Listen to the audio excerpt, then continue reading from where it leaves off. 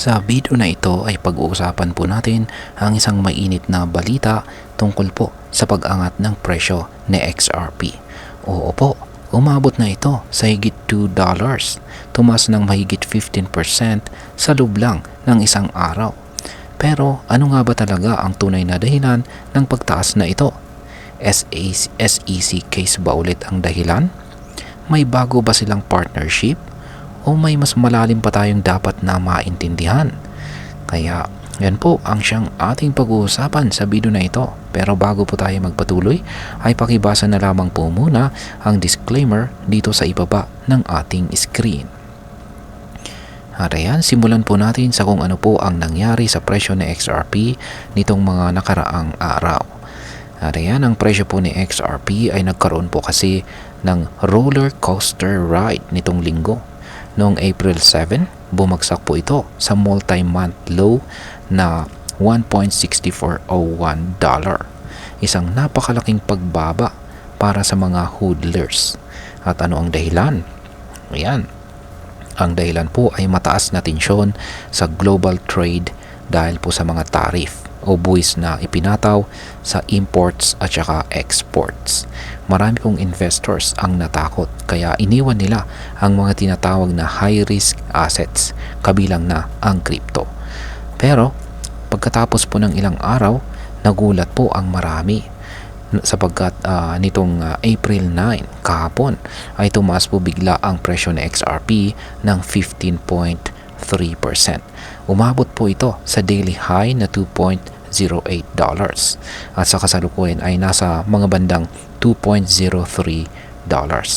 Isang biglaang relief rally ang naganap sa buong crypto market kung saan ay tumaas din ang presyo ni Bitcoin at maging ang iba pang mga altcoins. Ngayon ay bakit po biglang tumaas ang presyo ni XRP? Ayan, marami pong nagsasabi na ito ay dahil sa pagkapanalo ng Ripple sa kaso nila sa SEC or Securities and Exchange Commission. Maliban dito ay sa bagong acquisition po nila ng isang financial firm na tinatawag na Hidden Road. Yan, meron na rin po tayong content tungkol dyan. Pero ayon po sa mga analyst, hindi ito ang tunay na pangunahing dahilan. Ang pinakamalaking factor ay ang announcement po ni US President Donald Trump. Inannounce po niya na ihahalt muna nila ang tinatawag na reciprocal tariff or ititigil daw muna nila ito sa loob ng 90 days. Ibig sabihin ay pansamantalang magpapahinga ang US sa pagtaas ng buwis bilang ganti sa mga bansang nagpapataw rin ng buwis sa kanila. Sa halip ay ibababa po nila ito sa 10%. Pero heto po ang twist. Hindi sinama ang bansang China.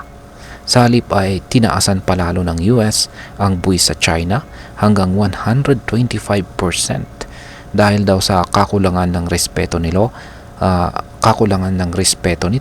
sa global market. Ngayon, bakit konektado po ito kay XRP? Ayan, kapag bumababa po ang tension sa global market, nagkakaroon po ng confidence ang mga investors at mas willing po silang pumasok sa mas risky assets gaya ng crypto. Kaya tumaas po ang demand para sa crypto assets kabilang na si XRP. Kaya naman nag-surge ang kanyang presyo. Ngayon ay ano naman po ang kinalaman ng SEC case at ang Hidden Road acquisition?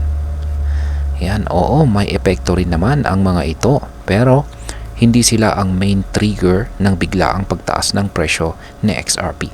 Ang pagkapanalo po sa SEC case ay dati nang naging dahilan ng pagtaas ng presyo ni XRP. Pero kamakailan ay wala namang malaking development tungkol dito. At yung acquisition naman ng Hidden Road, oo, magandang move po yan para kay Ripple dahil mas lumalawak po ang kanilang reach. Pero hindi pa ito sapat para magdulot ng 15% na price pump overnight. Ngayon ay bakit po importanteng bantayan natin ang mga balita tulad po ng US tariff policies? Ayan. Kahit parang malayo ito sa mundo ng crypto, malaki po ang epekto ng geopolitical tensions at saka economic policies sa presyo ng mga cryptocurrencies. At bakit?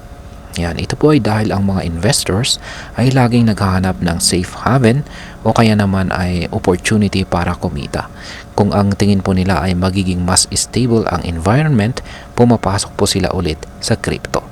Ang announcement po ng US ay nagpapakita ng temporary stability. Kaya tumaas po ang presyo ng mga risky assets gaya ni Bitcoin at saka XRP. Pero dapat po nating tandaan, pansamantala lamang po ito. Pagkatapos po ng 90 days, maaaring bumalik po ulit ang tensyon. Kaya kailangan po natin na maging alerto at updated sa mga balita. At ayan, ngayon ay ano naman po ang maaaring maging epekto nito para sa atin bilang mga Pinoy crypto traders or investors ni XRP. Ayan. Kung ikaw po ay isang trader, ay malamang ay napakinabangan mo ang biglaang pump kung nakapasok ka po bago ito tumaas.